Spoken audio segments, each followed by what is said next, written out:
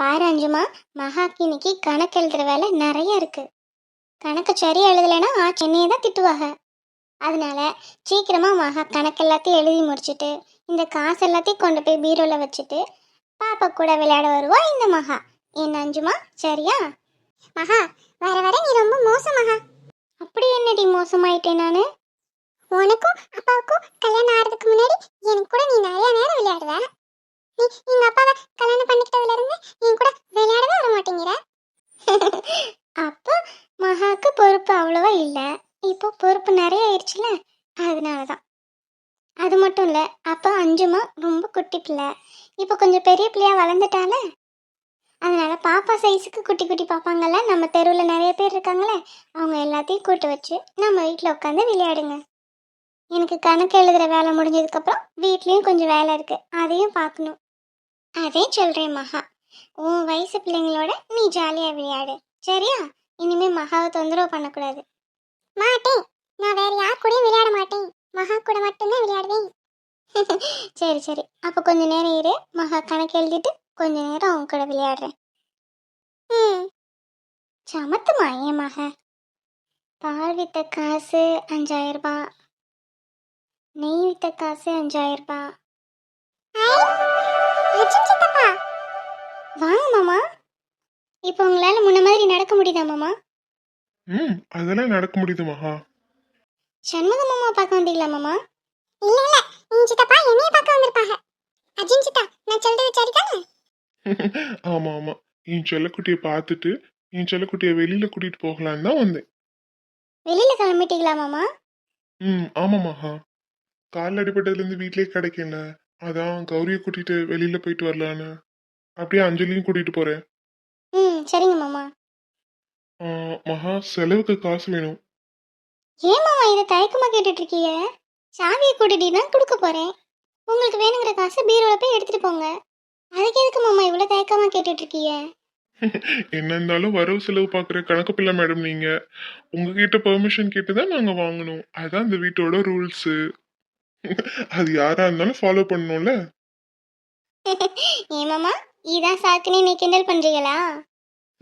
நான் போய் உன்னை கிண்டல் பண்ண வேணாமாஹா. இப்போ நீ எங்க வீட்டு அண்ணி, அன்னிக்கு என்ன ரெஸ்பெக்ட் கொடுக்கணுமோ அது கொடுக்கணும்ல. அது மட்டும் இல்ல, இந்த வீட்டு கேஷியர் நீங்க.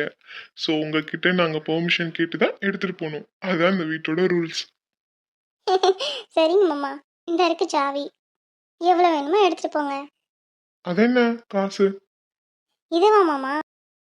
இந்த காசு பாலும் நெய்யும் வித்த காசு மாமா. இப்பதான் கோணார நெய் வந்து கொடுத்துட்டு போனாங்க. அதுல 80 ரூபா இருக்கு. ஒரு 10,000 ரூபா இருக்கு மாமா. சரி சரி, எனக்கு 10,000 ரூபா போதும், அந்த காசை கொடு. சரிங்க மாமா, அதை எடுத்துட்டு போங்க. கணக்கு எழுதி வச்சிட்டியா? இப்பதான் மாமா எழுதினேன். பால் வித்த காசு 5000 ரூபாய், நெய் வித்த காசு 5000 ரூபான்னு எழுதிட்டேன் மாமா. சரி, அர்ஜுன் மாமா கணக்குன்னு சொல்லி 10,000 ரூபா போட்டுக்கோ. சரிங்க மாமா, போட்டுறேன். இந்தாங்க மாமா. நல்லா இருக்கட்டி உங்க குடும்ப நியாயம்.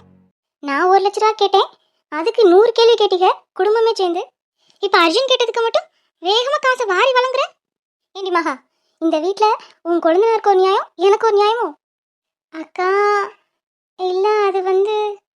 என்னாச்சு நீ ஏன் இவ்வளவு கோவப்படுறீங்க? நான் தான் மகா கிட்ட என் பொண்டாட்டியை வெளியில கூட்டிட்டு போகிறதுக்காக செலவுக்கு காசு கேட்டேன். அதுல என்ன தப்பு இருக்கு? ஒரு தப்பு இல்லப்பா, ஒரு தப்பும் இல்லை. நீ உன் பொண்டாட்டியை கூட்டிட்டு போய் செலவு பண்றதுக்கெல்லாம் இந்த வீட்டுல காசு தருவாங்க. நான் என் தேவைக்கு செலவு பண்றதுக்கு கேட்டா காசு தர மாட்டாங்க. என்கிட்ட மட்டும் 100 கேள்வி கேட்பாங்க, ஏன் எதுக்குன்னு. அது சரி, நீங்க 3 பேர் மட்டும் தானே இந்த வீட்டுல பிறந்திருக்கீங்க, என் புருஷன் இந்த வீட்டுல பிறக்கல. இப்ப என்னாச்சு, நீ ஏன் இவ்வளவு கோவப்பட்டு பேசிட்டு இருக்கீங்க? நீங்க காசு கேட்டு மகா கொடுக்க மாட்டேன்னு சொல்லிட்டாளா? ஏன் மகா? மாமா, தனா, நீ காசு கேட்டு நீ கொடுக்க மாட்டேன்னு சொல்லிட்டியா? ஆமா மாமா, அத்தை தான் கொடுக்க கூடாதுன்னு சொல்லியிருக்காங்க. அம்மா காசு கொடுக்க கூடாதுன்னு சொன்னாங்களா? எதுக்கு? ஏன்னா நான் இந்த வீட்டு பொண்ணு கிடையாது. எதுக்கு மகா கொடுக்க கூடாதுன்னு சொல்லியிருக்காங்க? மாமா, அவங்க ஷாப்பிங் போகிறதுக்காக 1,00,000 ரூபா கேட்குறாங்க மாமா. என்னது, ஷாப்பிங் போறதுக்கு 1,00,000 ரூபா? ஆமா மாமா, அதனால தான் அத்தை கொடுக்க கூடாதுன்னு சொன்னாங்க. அண்ணி ஷாப்பிங் போறதுக்காக 1 லட்ச ரூபா கேட்டீங்களா? ஆமா, எனக்கு செலவு பண்றதுக்கு நிறைய இருக்கும். நான் எக்ஸ்பென்சிவான ட்ரெஸ்ஸஸ்லாம் வாங்கணும், எக்ஸ்பென்சிவான திங்ஸ் வாங்கணும். நான் என்ன உன் பொண்டாட்டி மாதிரி பிச்சைக்கார குடும்பத்துல இருந்தா வந்திருக்கேன்? ஒரு முளை பூ மட்டும் போதுன்னு தலையில வாங்கி வச்சுக்கிறதுக்கு. நான் பெரிய வீட்டு பொண்ணு, என் வீட்டில் கை குளிர செலவு பண்ண பொண்ணு. பிறகு என் புருஷன் வீட்லயும் நான் அதை தானே எதிர்பார்ப்பேன். உன் பொண்டாட்டி மாதிரி பேக்கு நினைச்சே நீங்க என்ன சொன்னாலும் எந்த ரூல்ஸ் போட்டாலும் கேட்டுட்டு போறதுக்கு. போதும் நிறுத்துங்க அண்ணி. உங்க லிமிட்ஸை மீறி நீங்க பேசிட்டு இருக்கீங்க.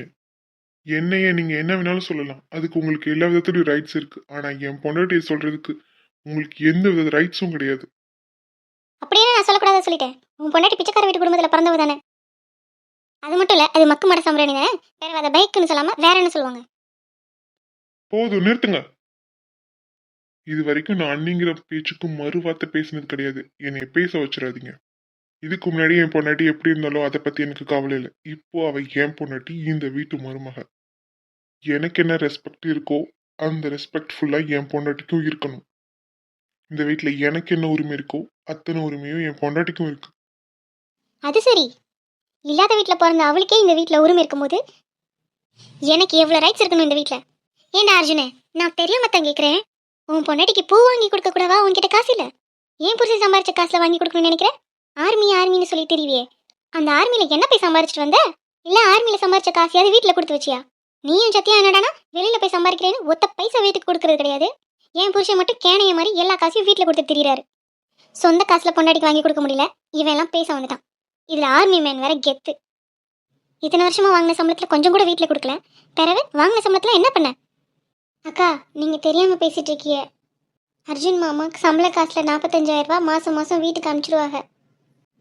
அவங்களுக்கு 50,000 ரூபா சம்பளம்னா அதில் 5,000 ரூபா அவங்க மாத செலவுக்கு எடுத்துக்கிட்டு மிச்சம் 45,000 ரூபாய் வீட்டுக்கு அனுப்பிச்சிடுவாங்க. அப்படி பார்த்தா இந்த காசில் அவங்க காசும் தான் இருக்குது. அதாவது ஆர்மியில் கஷ்டப்பட்டு சம்பாரிச்ச காசு. எதையும் தெரியாமல் பேசாதீங்கக்கா. மகா, மாமா, விடு மகா, ஒன்றும் பிரச்சனை இல்லை. என்கிட்ட கொஞ்சம் பைசா இருக்கு, நான் அதை வச்சு கௌரியை கூட்டிட்டு போய்க்கிறேன். மாமா காசு கேட்டீங்க? இல்ல மகா, கொஞ்சம் என்கிட்ட காசு இருக்கு, அது போதும். நான் அஞ்சு மட்டும் கூட்டிட்டு போறேன். சரிங்க மாமா. அஞ்சுமா, வாங்க வெளியில போலாம். ஐயா ஜாலி, இவளே எனக்கு போர் அடிச்சிட்டு சித்தப்பா. வாங்க வெளியில போலாம். அப்படியே அடி தங்கம், வா வெளியில போலாம், ஜாலியா இருக்கும்.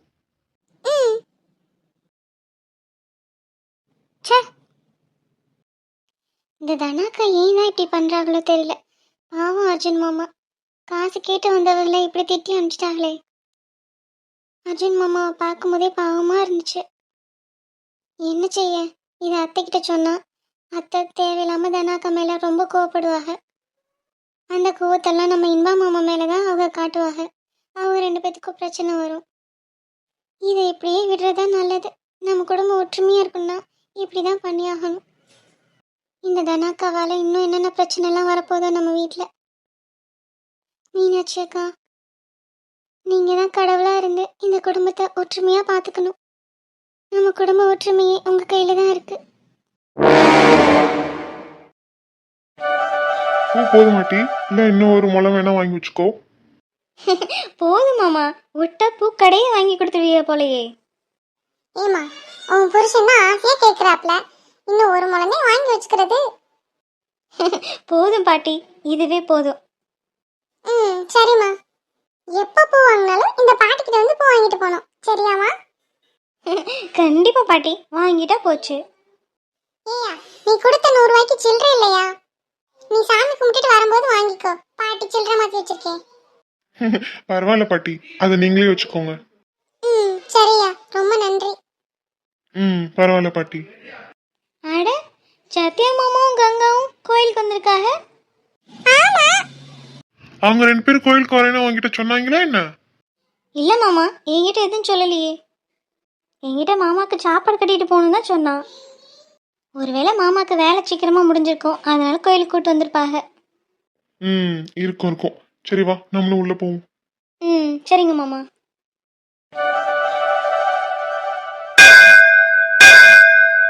ஏண்டா நீ கோயிலுக்கு தான் வரப்போறேன்னு சொல்லியிருந்தா வீட்ல இருந்தே ஒன்னா கிளம்பி வந்திருக்கலாமேடா. நான் கோயிலுக்கு பிளான் பண்ணலடா, வேற ஒரு இடத்துக்கு கௌரியை கூட்டிட்டு போலான்னு பிளான் பண்ணேன். திடீர்னு பிளான் சேஞ்ச் ஆயிருச்சு, அதான் கோயிலுக்கு வந்துட்டோம்.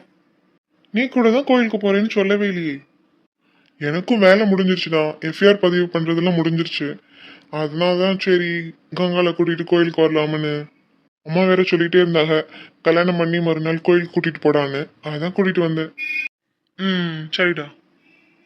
என்னங்க கொழுந்தாரே, இன்னும் 2 நாள்ல ஆர்மிக்கு போயிருவீங்களாமே. கௌரி தான் சொன்னா. ஆமா ஆமா, நான் ஆர்மிக்கு போறது உனக்கு சந்தோஷம் தானே? இங்க இருந்தா உன்கிட்ட வம்பு பண்ணிக்கிட்டே இருப்பேன். ஆரம்பிச்சிட்டான்டா. நான் இல்லைன்னா செம்ம ஜாலியா இருக்கலாம் பாரு. எப்படி கொழுந்தனாரே இவ்வளோ கரெக்டாக சொல்றீங்க? எப்போ போவீங்க? போகிறதுக்கு இன்னும் 2 நாள் ஆகுமா? இன்னைக்கே போகலாம்ல. அது எப்படி, இன்னும் 2 நாள் இருக்கே.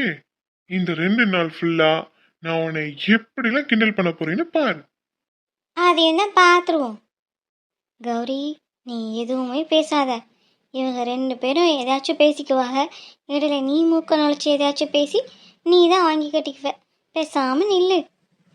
என்ன, இதுங்க ரெண்டும் சண்டை போட்டுட்டு இருக்கு, கௌரி அதை பேசாம பாத்துட்டு இருக்கா. என் புருஷனை எதுக்கு திட்டுறேன்னு அவ சண்டைக்கு ஒரு வேலை கங்கா கிட்ட பேசாம நின்னுட்டு இருக்கா. ஒருவேளை நம்ம மச்சினிச்சி நம்மள மாதிரி உஷாராயிட்டாலோ. இருக்கும் இருக்கும். சரி கங்கா கௌரி, நீங்க 2 பேரும் பாப்பா கூட்டிட்டு போய் சாமி கும்பிடுங்க. நான் அர்ஜுன் கிட்ட கொஞ்சம் பேசணும். என்னடா பேசணும்? ஒரு முக்கியமான விஷயம்டா. சரிங்க மாமா, நீங்கள் பேசிட்டு வாங்க. நாங்கள் உள்ளே போய் சாமி கும்பிட்றோம். சரி அஞ்சுமா, வா சாமி கும்பிட போவோம். சரிங்க சித்தி. என்ன முக்கியமான விஷயம்?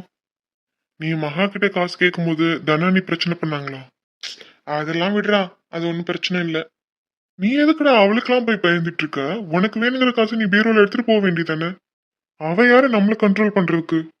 அவ அப்படி கேட்டானா நீ எதிர்த்து பேச வேண்டியதானே? நீ எதுக்கு வாய மூடிட்டு காசு ஒண்ணு வேணாம்னு சொல்லிட்டு வந்தியா? மகா என்கிட்ட சொல்லி வருத்தப்படுறா.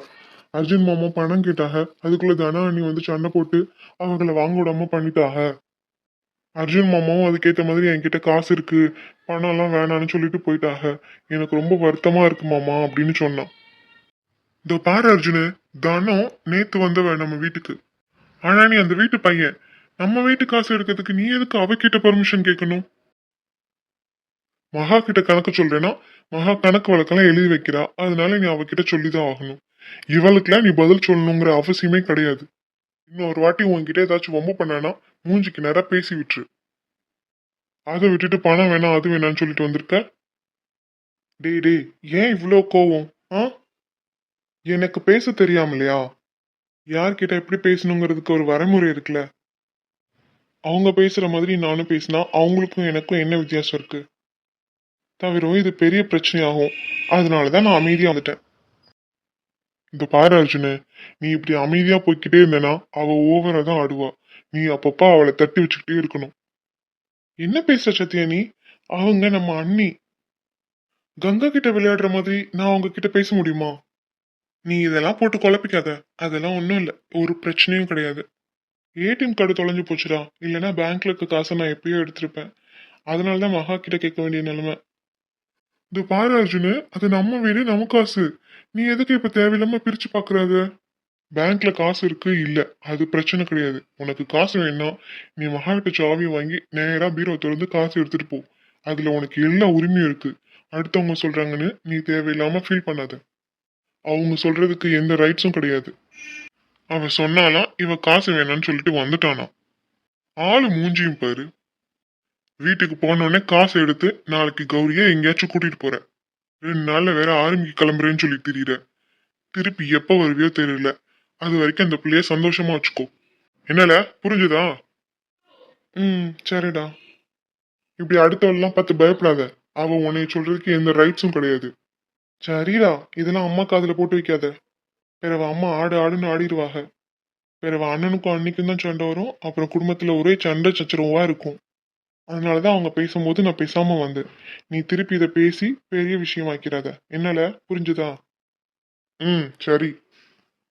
சரி வா, நாமளும் போய் சாமி கும்பிடுவோம்.